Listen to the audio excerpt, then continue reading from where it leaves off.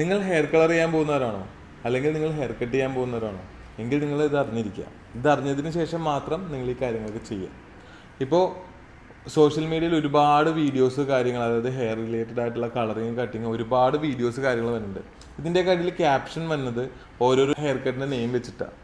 ഇപ്പോൾ wolf cut എന്ന് പറഞ്ഞ ഒരുപാട് പേര് ഓരോ ഹെയർ കട്ട് ചെയ്തിട്ടിരുന്നുണ്ട്. ഇപ്പം നിങ്ങളൊരു ഹെയർ കട്ട് കണ്ട്, ഒരു വീഡിയോ കണ്ട് ഇഷ്ടപ്പെട്ടിട്ടാണ് നിങ്ങളിത് ചെയ്യാൻ വരുന്നതെങ്കിൽ ആ വീഡിയോ നിങ്ങൾ റെഫറൻസ് ആയിട്ട് കൊണ്ടുവരാം.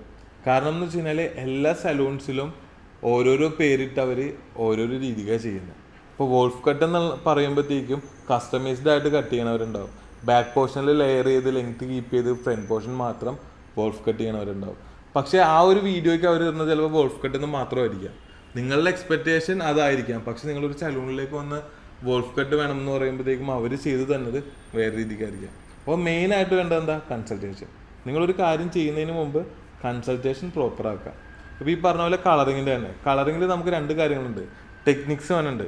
നിങ്ങൾ ബ്രൗൺ ചെയ്യണം എന്ന് പറഞ്ഞ് വരുമ്പോഴത്തേക്കും അതിൽ ടെക്നിക്ക് ഏതാ വേണ്ടത്? നിങ്ങൾ എന്തെങ്കിലും കണ്ട് ഇഷ്ടപ്പെട്ടിട്ടുണ്ടാവുമല്ലോ. അപ്പോൾ അതും ഈ റെഫറൻസ് വേണം.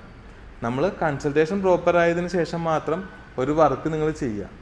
ഓക്കെ, അപ്പോൾ ഇതാണ് നിങ്ങൾക്ക് ഇഷ്ടപ്പെട്ടേക്കുന്നത്. നിങ്ങൾ മാക്സിമം നിങ്ങളുടെ കയ്യിൽ സേവ് ചെയ്ത് വെക്കുകയോ എന്തെങ്കിലും ചെയ്ത് വെക്കുക. ഓക്കെ, എന്നിട്ട് നിങ്ങൾ ഈ സർവീസ് ചെയ്യുന്നതിന് മുമ്പ് റെഫറൻസ് കാണിച്ചിട്ട് സർവീസ് ചെയ്യുക. ഓക്കെ, എവിടെ പോയാലും അതങ്ങനെ തന്നെ ചെയ്യാം. ഓക്കെ.